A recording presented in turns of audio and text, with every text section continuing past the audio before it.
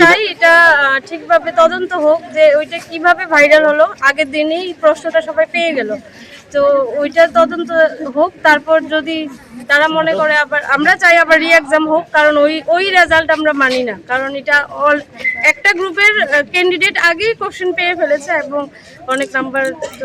Ultimately আমরা রি এক্সামটাই আমরা প্রেফার করছি, যেখানে আপনার মানে একটা গ্রুপ এত নাম্বার পেয়ে পাস করেছে, সেই জায়গায় যারা অরিজিনাল ক্যান্ডিডেট, যারা মানে পাস করার দাবি রাখে বা এই জবের মানে ভালো নাম্বার পেয়ে পড়াশোনা করে ভালো নাম্বার পেয়ে চাকরি পাওয়ার দাবি রাখে, তারা তো চাকরি পায়নি বা তাদের তো নাম্বার নেই।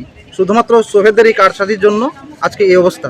তো সুতরাং নেক্সট যতগুলোই এক্সাম হোক, আমি বলবো যে ত্রিপুরা সরকারের অধীনে যে সমস্ত ডিপার্টমেন্টগুলো রয়েছে, কোনো ডিপার্টমেন্টই যেন সোহেদকে এটলিস্ট এই মানে যুবকদের বা বেকার যুবকদের ভবিষ্যৎ নির্ধারণের সুযোগটা করে না দেয়। কারণ ওরা এতে যুবকদের ভবিষ্যৎ মানে বানানোর তো সুযোগ করে না, বরং ধ্বংস করার দিকে নিয়ে যাচ্ছে। আমরা সোহেদে আর এক্সাম দিতে চাই, কারণ আমরা ভেবেছিলাম যে এত বছর আমাদের সেমসের আন্ডারে আমরা এক্সাম দিতাম, কারণ এত বছর এরকম কোনো দিন আমাদের এসব আমরা স্ক্যামের শিকার হইনি, কারণ আমরা সবাই এখানে এর আগে আমরা পরীক্ষা দিয়েছি। কিন্তু আমরা ভেবেছিলাম যে হ্যাঁ ঠিক আছে, এবার ত্রিপুরা মধ্যে একটা বোর্ড মানে কন্ডাক্ট করেছে এক্সাম, হয়তো ভালো কিছু হবে, কিন্তু এবার ফার্স্ট টাইম যে এত বড় একটা রেকর্ড করে ফেলবে, এটা আমরা কোনোদিন ভাবতে পারিনি। তো আমরা সোফেদের আন্ডারে আমাদের বিশ্বাসই আমাদের হচ্ছে না। আমাদের আর সবাদের উপর আর বিশ্বাস নেই। যেভাবে একটা স্ক্যাম হলো, ওয়ার্কশিট এক্সাম হওয়ার কথা ছিল, ওয়ার্কশিট এক্সাম হয়নি, তার সাথে মানে যেভাবে প্রশ্ন আউট হয়েছে, যেটা আমাদের আর সোশ্যাল মিডিয়ার যুগ, আমরা সবাই মোবাইলের মধ্যে ঘরে বসে বসে দেখেছি। যেভাবে আমরা যখন এক্সাম দিতে যাই, তার কিছুক্ষণ আগে কিছু লোক ফোন করে আমাদের এক্সামের কিছু বলে যে ওই কোশ্চেনগুলো পড়েছো কিনা, ওটা পড়েছো কিনা।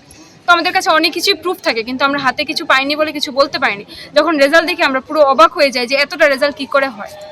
তো তার জন্য আমরা সফেদের আন্ডারে কোনো এক্সামে দিতে চাই না। সফেদের আন্ডারে তো আমরা 4-5টা এক্সাম ছিল, আর কোনোটাই দিতে চাই না কন্ডাক্ট করতে। অনেকের কাছে আরো ইনভেস্টিগেশন আছে, ওরা বলেছে নাকি ওদের কাছে 20টা কোশ্চেন বিক্রি করেছে বা সেরকম কোশ্চেন বিক্রি করেছে। আমরা ফার্দার যখন আরো ইনভেস্টিগেশন করব, আমরা আরো কিছু বের করব, ওরাও দেখি কতটুকু তদন্ত করে, তারপর আমরা বাকি আমাদের সব প্রুফ আমরা ভয়ের জন্য দিচ্ছে না আমাদেরকে।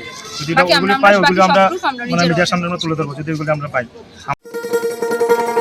শোনো শোনো ভোজন রসিক, শোনো মন দিয়া, ঝাঁঝের স্বাদে রান্না করো লং তরাই দিয়া। ইলিশ সর্ষে পোস্ত বাটা যেমন ইচ্ছে নাও, মালাই চিংড়ি মাংস কষা চেটে পুটে খাও, আহা চেটে পুটে খাও, আহা চেটে পুটে খাও। লং তরাই কাচ্চি ঘানির সর্ষে তেলে টেস্ট, যে খাবে সেই বলবে লং তরাই বেশ। লং তরাই সর্ষের তেল, ঝাঁঝে স্বাদে তোমাকে চাই। আহা লং তরাই বেশ, আহা লং তরাই বেশ।